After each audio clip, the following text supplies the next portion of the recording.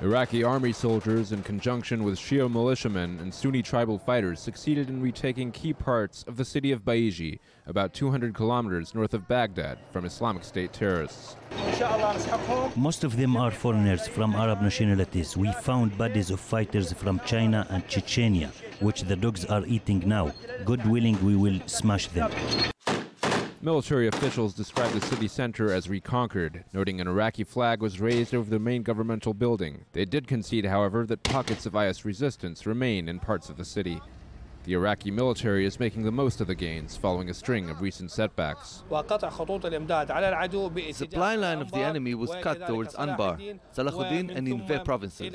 These operations have secured the defense lines of Baghdad, as these regions are considered very near to the capital. But there is still a long way to go. Baiji is of strategic importance because a critical oil refinery is located just outside the city. Fighting in and around the refinery between IS and government forces has been ongoing for months, as both sides struggle for control over Iraq's most important resource.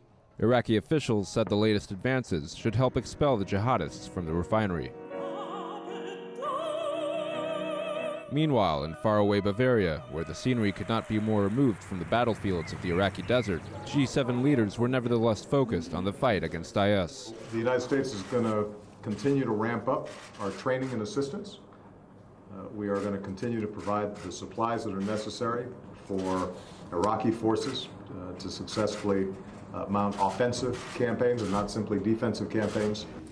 Britain's Prime Minister has pledged to send 125 new advisors to help train the Iraqi forces. For his part, the Iraqi Prime Minister Haider al-Abadi, who is also attending the summit, urged its international partners to do more to counter IS's oil smuggling network.